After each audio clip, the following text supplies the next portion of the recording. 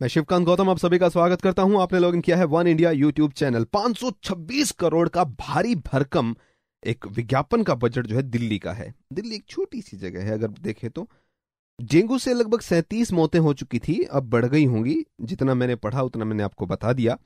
37 मौतें हुई, 3 महीने फंड पर बैठी रही दिल्ली सरकार, उसके बाद रिलीज किया गया। अगर ढंग से टाइम पे रिलीज होता तो शायद 37 मौतें ना होती। प्याज का घोटाला हुआ, लाइटों का घोटाला भी पहले हुआ था।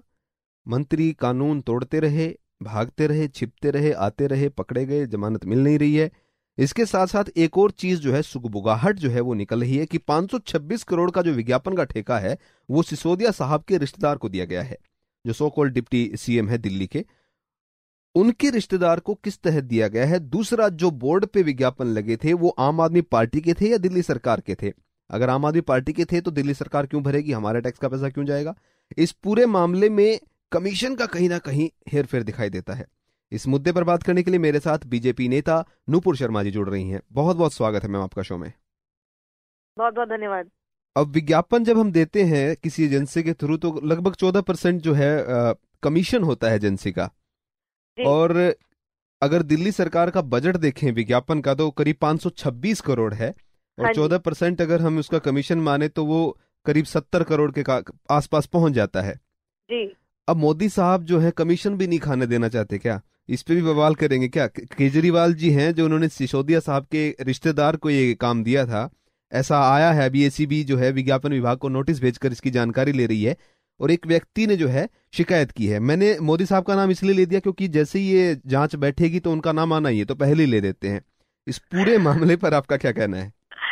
देखिए, ये पूरा किस्सा ही कमीशन का है। हम्म।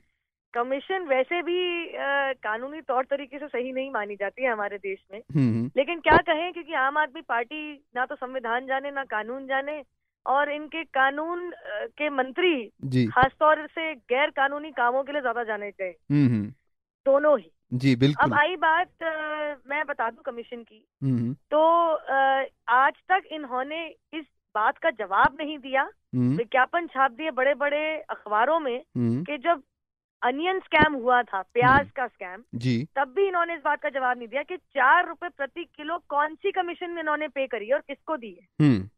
आज तक जवाब नहीं। इनके बड़े बड़े प्रवक्ता आके बहुत बहस करके चले गए टेलीविजन पे। हम्म। अब आई बात यहाँ पे। जी। तो इसमें भी दो मुद्दे हैं जो मैं न्यूज रिपोर्ट से पढ़ती आ रही हूँ हम्म। कि सरकारी एडवर्टाइजमेंट के लिए इन्होंने बजटरी एलोकेशन किया 526 करोड़ का। जी।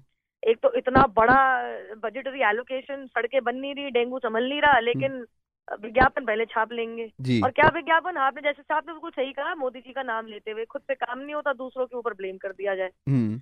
अब इसमें भी ये जो सरकारी विज्ञापन था, क्या ये सरकारी रेट्स पे हुआ था? शुरुआत में इन्होंने अपनी पार्टी का विज्ञापन किया था। जी। क्या पार्टी के विज्ञापन भी सरकारी रेट्स में हुए थे जिसमें सब्सिडी मिलती है, या फिर ज्यादा रेट्स पे इन्होंने विज्ञापन बिल बोर्ड्स पे लगाए थे? इसके ऊपर भी जवाब बहुत जरूरी है। जी। दूसरी बात, अब इन्होंने विज्ञापन तो दिए 526 करोड़ के, लेकिन जो साइट्स हैं वो अब बाहर आ रहा है कि इनके ही डिप्टी मुख्यमंत्री, जो वैसे पोस्ट नहीं मानी जाती है दिल्ली सरकार के अंदर, ये भी मैं बता दूं, इनके डिप्टी मुख्यमंत्री मनीष सिसोदिया जी ने, अब सामने बात आ रही है कि अपने ही रिश्तेदार, साले हो, पता नहीं क्या दोस्त हो इनके, अपने रिश्तेदारी में जो भी हो, इनको ही दे दिए। अब उसमें जो आपने कहा एजेंसी की 70 करोड़ की कमीशन, अब ये तो बहुत बड़ा सवाल है कि वो कमीशन किस किस के खाते में गई है। जी। दूसरों को गलत बता के, दूसरों को भ्रष्ट बता के, खुद को साफ बता के, और भ्रष्टाचार विरोधी और स्वच्छ पॉलिटिक्स और साफ पॉलिटिक्स का डंका बजाने वाली पार्टी, सबको चोर कहने वाली पार्टी, आज दूसरी बार सरकार बना के यहाँ खड़ी है। पहली बार जब सरकार बनाई थी तो हमारी पूर्व मुख्यमंत्री के लिए कहा था कि 370 या 390 पेज के प्रूफ है, एविडेंस है कि मुख्यमंत्री भ्रष्ट है।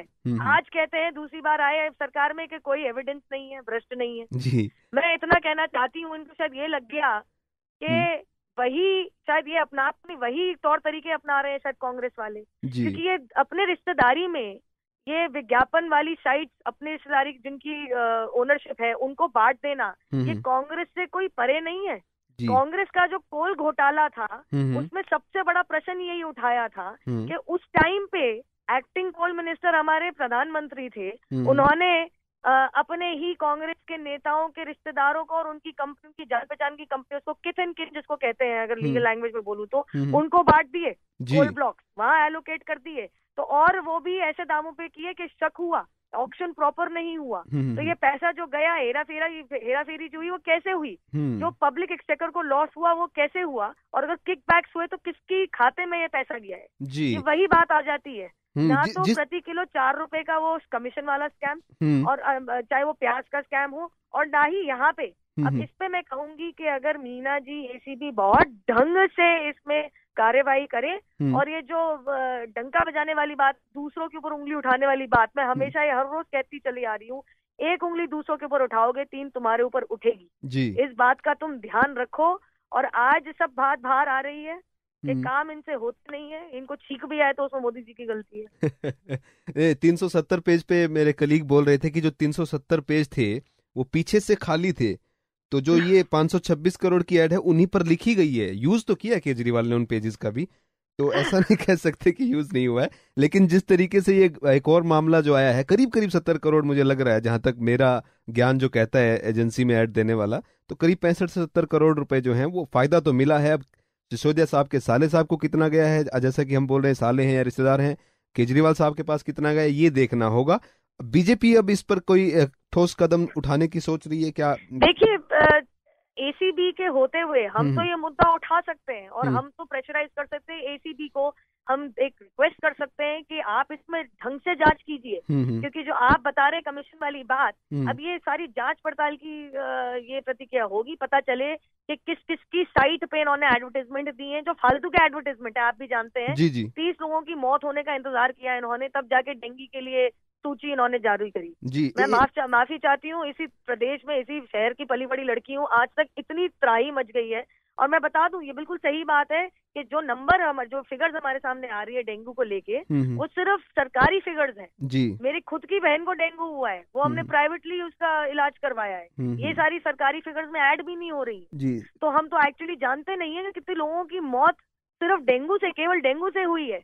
और ये इनको दिल्ली हाईकोर्ट ने फटकार दिया कि आपने बजट कभी निकाला, 3 महीने आपने वेट करी, उसके बाद आपने फंड रिलीज किया फ्यूमिगेशन के लिए। तो ये सब सोचने की बात है कि इन्होंने डिले क्यों किया, और किया तो नहीं किया, और इतना पैसा गया कहाँ पे। मैं यही आपको कहना चाह रही हूँ, बीजेपी अपनी तरफ से ये मांग कर रही है एसीबी से कि आप इसकी ढंग से जांच करें कि जितने भी बिल बोर्ड पे ये फालतू के इनकी जो हवाबाजी वाले जो विज्ञापन है, ये कितने साइट इनके जान पहचान के लोगों की है, इनके रिश्तेदारों की लोगों की है, इनको कितना कमीशन, और उसके ऊपर जो कैलकुलेशन होगी कितना कमीशन उन लोगों को मिला है, और कैसे मिला है, और क्या इनकी ट्रांसफर ऑफ फंड्स हुई है। ये सब मेरे हिसाब से तो एसीबी इसमें अच्छा काम करेगी, क्योंकि अगर ये बार बात आई है और इसको अगर टेकअप किया है तो बहुत जरूरी है, क्योंकि यही तो लोग कहते थे कि भ्रष्टाचार बिल्कुल सहन नहीं करेंगे। तो कोई भी करे, एक अहम सवाल इसमें आपने भी उठाया है कि जो विज्ञापन दिए गए हैं वो एक पार्टी के दिए गए हैं और वो सरकारी खर्चे से नहीं हो सकते हैं।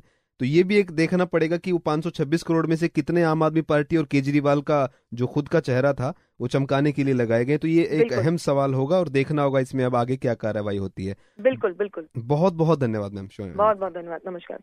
ये थे हमारे साथ बीजेपी नेता नुपुर शर्मा जी। वाकई में जो एड लगे हैं वो भी देखना होगा। मोदी जी हमें काम करने दो, हम अच्छा काम कर रहे हैं। मोदी जी हमें नहीं काम करने दे रहे हैं, मीना हमें नहीं काम करने दे रहे हैं, बस्सी हमें काम करने नहीं दे रहे हैं। तो ये जो कितने लोग इनको काम नहीं करने दे रहे हैं और कितने लोग इनके खुद काम कर रहे हैं, घरों में ही जो है अभी जमानत भी नहीं मिल पाई है साहब को। तो ये सारी चीजें हैं, देखना होगा कि दिल्ली सरकार की इस नई धांधली में क्या निकल कर सामने आता है और मोदी पर कितना जल्दी जो है इल्जाम इसके लगते हैं। वन इंडिया पॉडकास्ट में फिलहाल इतना ही।